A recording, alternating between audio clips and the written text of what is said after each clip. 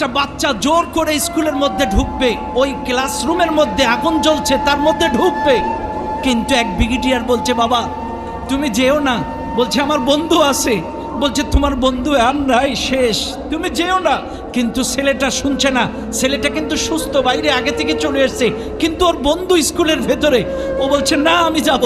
দৌড়ে গেছে ওর কাছে, যে ওর বন্ধুকে বাইরে নিয়ে এসছে।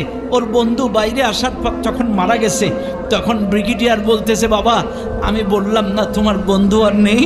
তখন বলছে স্যার আমি গেছিলাম যখন স্কুলের ভেতরে, আমার বন্ধু বেঁচে ছিল, আমার বন্ধু আমাকে দেখে মুস্কি হাসি দিয়ে বলছে বন্ধু আমার বিশ্বাস ছিল তুই আসবি, আমার বিশ্বাস ছিল তুই আসবি। এরপরে আমি যখন ওকে বাইরে বের করতে গেছি তখন আমার বন্ধু মারা গেছে। আমি যদি না যেতাম আমার বন্ধুর শেষ বিদায় হাসি মুখটা দেখতে পেতাম না, আমি যদি না যেতাম আমার শেষ বিদায়টা দেখতে পেতাম না। এমন অসংখ্য দৃশ্য এই মাইলস্টোন স্কুলে ঘটেছে।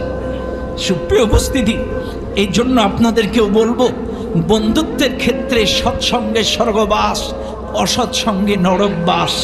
আপনারা এখানে যারা আছেন অবশ্যই আপনার বন্ধু নির্বাচনের ক্ষেত্রে সৎ বন্ধু নির্বাচন করবেন, আল্লাহওয়ালা, নামাজি, কোরআনওয়ালা, ইসলামওয়ালা বন্ধু নির্বাচন করবেন।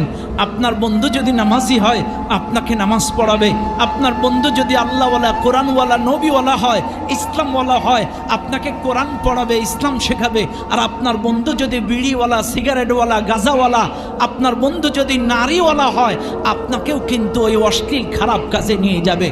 এই জন্য বন্ধুর মতো বন্ধু নির্বাচন করবে।